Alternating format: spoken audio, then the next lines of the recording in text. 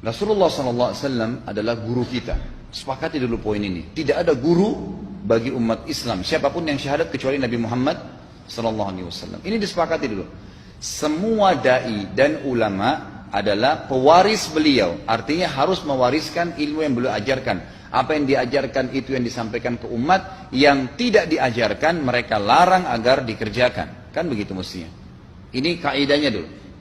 Masalah kasus ada orang imam pimpin doa setelah sholat, jangan dibahas doanya. Doa adalah ibadah.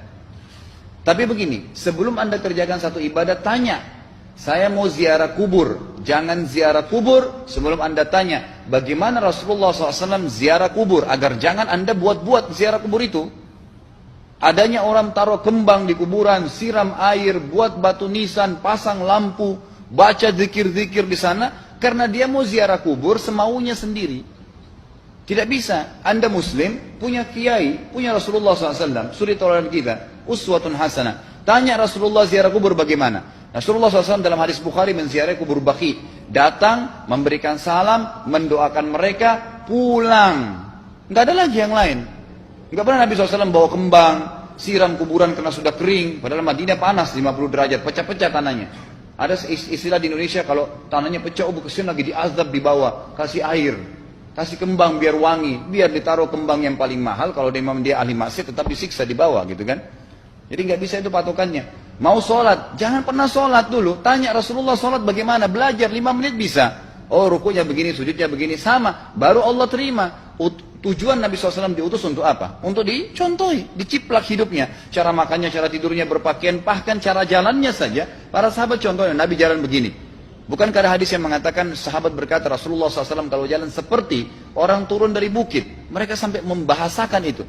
Rasulullah pernah keluar kepada kami, menyisir rambutnya dengan rapi ke arah sebelah kanan belakang. Ditunjukkan, gitu kan? Rasulullah SAW menyukai ini. Rasulullah SAW memakan dengan cara begini. Diajarkan kepada kita semua agar kita contohin. Yang jadi masalah bagi kita ini, kita selalu mau buat apa-apa yang tidak diperintahkan oleh Nabi SAW. Selalu alasannya baik. Sekarang kasus berdoa setelah sholat. Doa adalah ibadah, nggak ada masalah doa. Tapi kalau kita mau ikat antara sebuah ibadah dengan ibadah yang lain, tanya dulu, Rasulullah pernah ikat nggak? Pernah pertemukan nggak? Ziarah kubur dengan baca Quran. Ziarah kubur ibadah, baca Quran ibadah. Pernah nggak Nabi baca Quran di kuburan? Itu tanya. Nggak ada riwayat Nabi SAW pernah baca Al-Fatihah untuk orang mati atau baca di ayat Al-Quran. Datangkan dalilnya coba. Nggak ada satu hadis pun menjelaskan masalah itu. Lalu kenapa anda buat? Oh karena saya mau buat ibadah. Baik, ibadah yang Nabi ajarin. Salam, doain, selesai. Jangan lebih daripada itu. Masa anda lebih pintar dari Nabi Muhammad SAW? Habis sholat, memang paket yang Nabi tawarkan, yang beliau selalu kerjakan adalah zikir. Setelah sholat, dengan zikir sholat yang sudah masyhur, istighfar, kemudian baca Allahumma antas salam, sampai membaca ayat kursi, al-ikhlas, al-falaq, an-nas, baca subhanallah, alhamdulillah, Allah akbar 33 kali, sampai terakhir baca, digenapkan la ilaha illallah wahdahu la syarika lah. Selesai itu semua hadis Nabi SAW menjelaskan setelah sholat, Rasulullah SAW langsung berdiri. Memang beliau tidak pernah berdoa habis sholat waktu itu. Memang begitu. Bukan doanya yang jadi masalah, bukan. Karena Rasulullah tidak kerjakan, jadi kita tidak kerjakan. Saya tekankan dalam pengajian saya, kalau anda punya hajat berdoa, berdoalah setelah sholat ba'diyah. Insya Allah aman.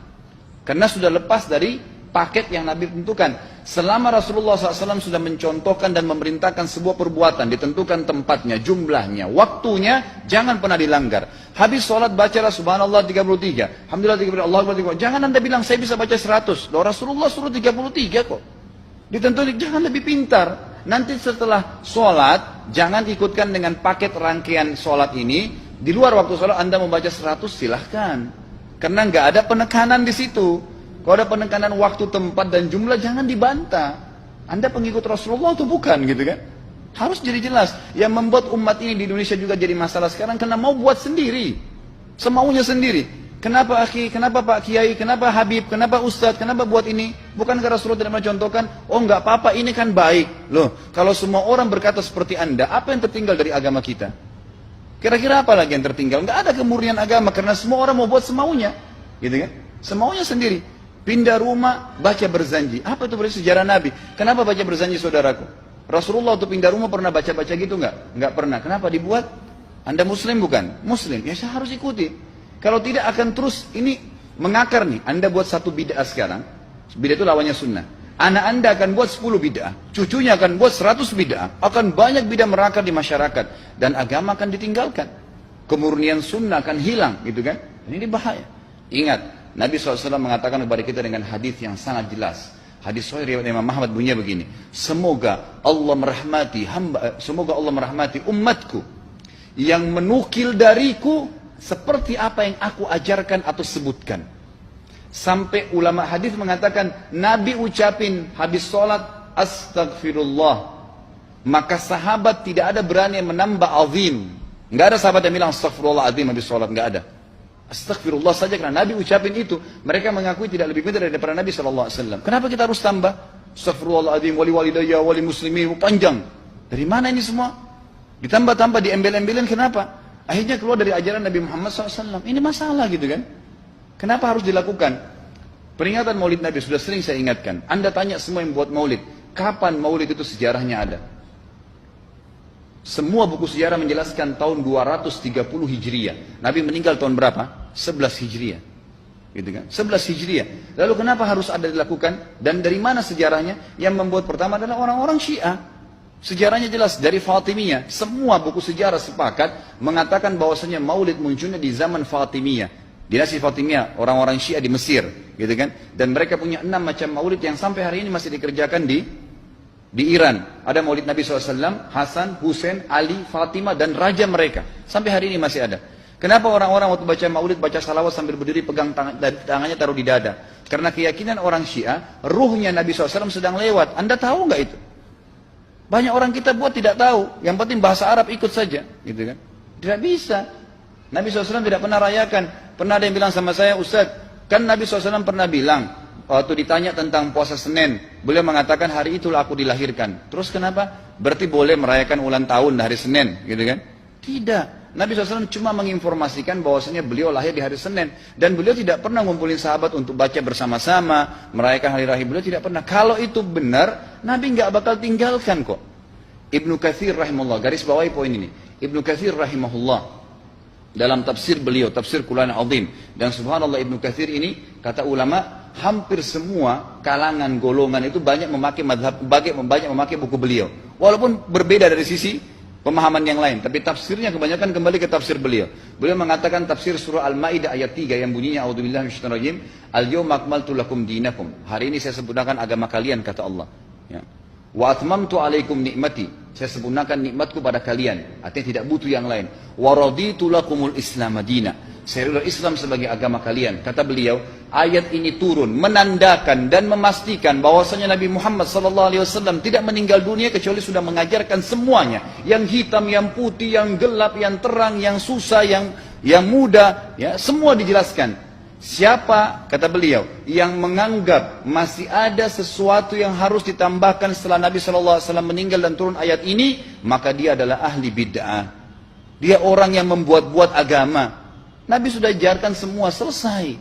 Jangan ditambah, jangan dikurangin. Kita tidak lebih pintar dari Nabi SAW. Nabi nggak pernah rayakan hari lahirnya, jangan dirayain, selesai. Emang kenapa kalau kita nggak rayain? Kenapa? Tangan kita terputus? Enggak. Masih banyak ibadah yang disunnahkan gitu. Sama dengan kasus Isra dan Mi'raj. Kejadian besar dalam Islam. Tapi Anda boleh kembali kepada semua buku sirah. Saya tantang semua buku sirah Anda kembali. Insya Allah yang berpegang pada Al-Quran dan Sunnah, memang ada dasar wahyunya, maka semua akan menjelaskan. Nabi SAW setelah pulang dari Isra dan Mi'raj tidak pernah mengumpulkan sahabat-sahabat untuk merayakannya setiap tahun. Tidak pernah. Boleh dipelajari iya, setiap hari. Tapi ditentukan tanggalnya lalu dibuat acara. Tidak pernah Nabi SAW buat itu. Lalu kenapa Anda buat? Kalau Anda mau tetap buat, ya silahkan. Itu hak terserah Anda. Tapi saya ngajak kepada Anda kembali kepada kemurnian ajaran Nabi SAW. Kita tidak akan pernah kembali. Kata Syekh Utsaimin rahimahullah, umat Islam ini akan kembali kepada kejayaan mereka kalau mereka betul-betul kembali kepada ajaran Rasul mereka Muhammad SAW. Murnikan ajaran Nabi yang jalankan seperti yang beliau ajarkan, selesai, akan aman. Pasti akan kembali kejayaannya. Kita nggak bisa saling menghardik, saling menyalahkan yayasan ini, organisasi ini, kelompok ini, karena masing-masing mau beristidlal sendiri, mau menjalankan sendiri hukum-hukum agama ini, bukan mengikuti sunnah Nabi SAW.